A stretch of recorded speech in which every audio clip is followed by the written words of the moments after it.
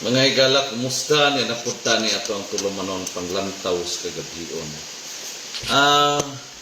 Nadugay-dugay ta og sugod mga igsoon, no? Kay daghang kay tagbisita ganiha, nagpahigayon mi diri sa among balay og family day.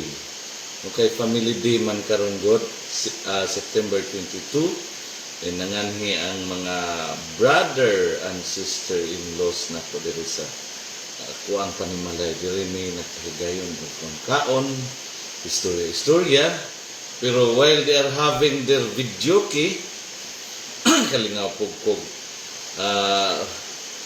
kuhit-kuhit sa ako ang cellphone dahil daghang kong kadibati. Paibalo lang mo sa tanang mga musulod sa akong channel dahil mag-comment sa ako ang gipost. Palihog lang nga, dawat yun mo unsay ang akong isulti nga comment sa inyong comment pod, no? Ilang tama man masuko nga. Kay og personalon ra ba pod ko og istorya, mubalos po ko personal, no, di ba? So what we are going to have in our channel is just comment. Ayo lang i-personal ako ang life, no? Kay personal punta mo, just like ganiha na ay nag-comment nga mo ni ikaw maestro ingana then nakibalo po ko kinsa siya, no, diba? Di mo balos po ko kay unsa man po iyang ikapanghambog din tao.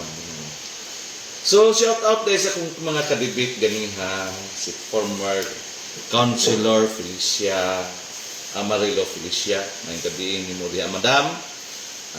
Lingaw-lingaw lang itong atua, madam. Ayaw lang po kasuko, tinuod pang po akong istorya. Yan shout out po ni Divina Herbas, ako akong kadibati. Pukoy kadibati nga ghost, di na ko na atimanon ng mga ghost, ng mga dummy account, di ko mag-atiman na. Kaya dili man na sila tao.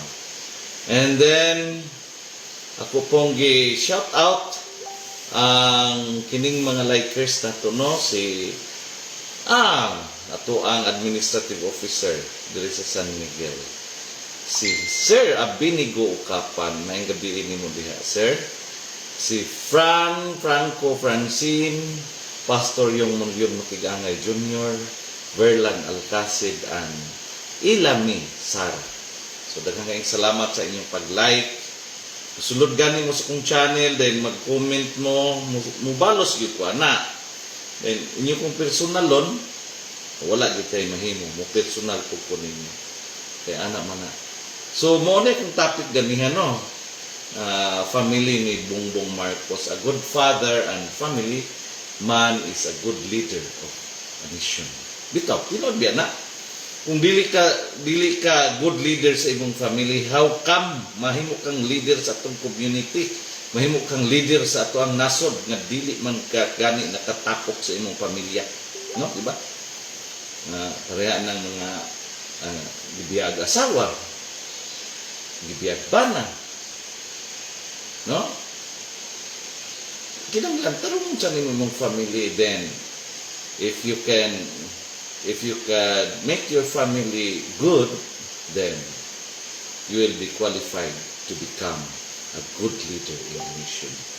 Tanawa ng pamilya ni Bongbong Marcos, they are intact. Tanawa ang iyang mga anak, pino kay mga lihok. Naagid sila values sa ilang kinabuhi. So this evening, mga igsoon, ng gabi ipag-usab, mga higala. Tonight, I want to begin with a simple truth. Leadership is not measured by the loudest of critics, but by the steadiness of service. Daghan ta karon madungog, mga rallies, mga social media posts, mga padrama nga murag teatro sa politika. Pero bisan pa man niini, usa lang ang klaro. President Ferdinand Bongbong Marcos Jr. remains the president, remains in command, and remains standing strong. They tried. They failed again and again. Kana nga mensahe gikan sa usa ka post karon nga adlaw. And it speaks to what many Filipinos feel. For the so-called DDS, politics has become a theater of noise.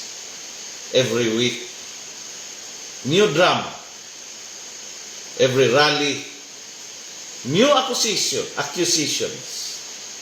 Every hashtag, new slogans. Pero pangutan-on nato ang atong kaugalingon. Unsa may nahitabo human sa ilang rally? Nausa ba ang dagan sa atong nasod?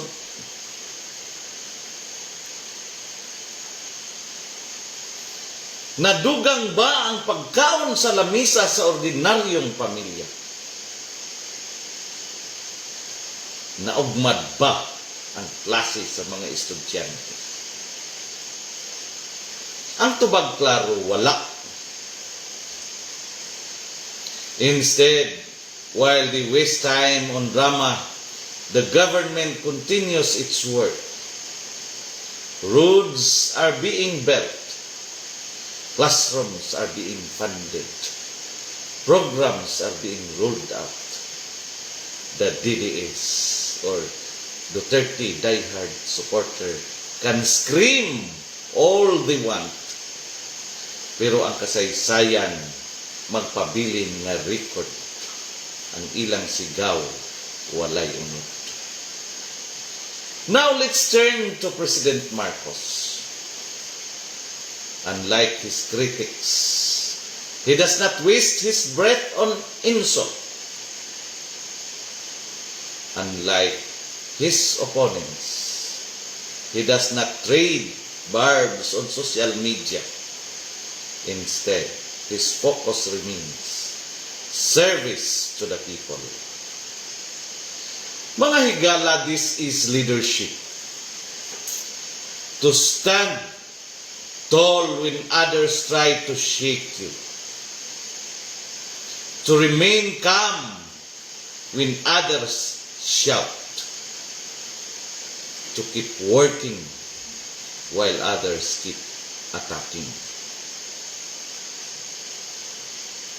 Philippians chapter 4 verse 13 reminds us, I can do all things through Christ who strengthens me. True strength is not in shouting the loudest, but in quietly pressing forward, guided by faith and responsibility.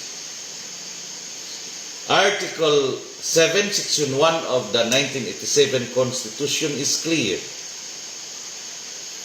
The executive power shall be vested in the President of the Philippines.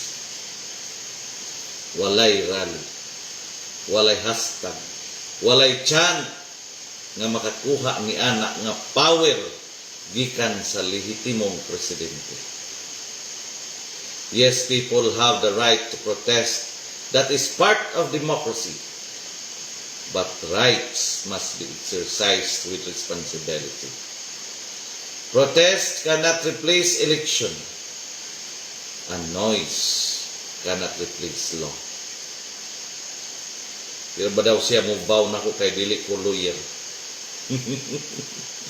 That is why despite every attempt of the DDS to destabilize, President Marcos remains where he is, chosen by the people, confirmed by law, and standing strong under the Constitution. Let's be honest mga igsoon. Ang kasakit sa DDS dili tungod sa corruption issue. Dili tungod sa serbisyo publiko. Ang tinuod nga hinungdan, wala na sila sa gahom. This is why their attacks sound hollow. Because when their idol was in power, they defended confidential funds without questions. They justified abuses as part of discipline. They silenced critics with labels of destabilizers or enemy of the state. Pero karon, kay wala na sila sa poder, bigla silang nahimong pinakamaingon nga tagapamatuod sa hustisya. Hypocrisy at its peak. Matthew chapter 7 verse 16 says, "By their fruits you shall know them, and the fruits of the needy is bitterness, noise, hypocrisy." Mga higala, here is the contrast. Dede Israelis, noise, division. Marcos Project, classrooms, continuity of governance. Kinsa man gyud ang mas ni serbisyo sa katawhan. Public service is not measured by how many rallies you can stage, but by how many lives you can uplift. It is not counted by slogans, but by classrooms built, hospitals improved, and farmers supported. If we look back at history, kita nato nga ang tinuod nga gahom dili gikan sa kasaba. Remember martial law years when people lived in fear, or the chaotic politics of the past decades. The country survived not because of loud voices, but because of leaders who chose to work silently amid the noise. Ug mao kini ang challenge karon. Marcos chooses steadiness over drama, and history will record that choice. Psalm chapter 37 verse 7 says, "Be still before the Lord and wait patiently for Him. Do not fret when people succeed in their ways, when they carry out their wicked schemes." Mga igsoon, this verse speaks so clearly to our time. Yes, rallies will continue. Yes, critics will scream. But let us be still, for true power comes from God, and true justice comes in His time. Mao na ang Ginoo, mga igsoon. Di na ta maminaw ang mingog, who is this stupid God? God is powerful. So what is our rule tonight? First, let us not be carried away by noise. Ayaw pagpadala sa kasaba, mga higala. Second, let us continue to support real governance. Classrooms, food security, healthcare. Third, let us pray for wisdom for our leaders and courage for our nation. Mga higala, as we close tonight reflection, let us remember, no matter how many rallies are staged, no matter how many hashtags are shouted, no matter how many attempts are made to destabilize, President Bongbong Marcos Jr. remains the president. He remains standing strong. Ang giingon nila nga weak leader turns to be the most or the strongest leader in the Philippines. For leadership is not about noise. It is about service. And service, in the end, will always outlast slogans.